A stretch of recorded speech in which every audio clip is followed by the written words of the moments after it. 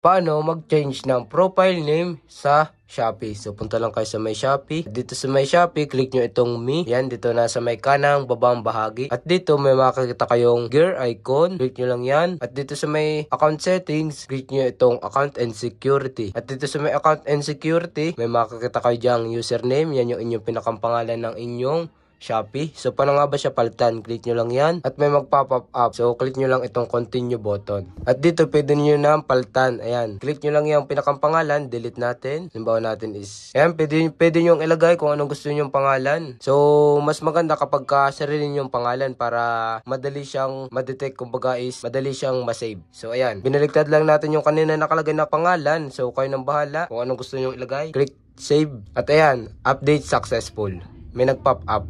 So, ayan, yung ating username is naiba na natin. Ganun lang kadali mag-change ng profile name sa Shopee.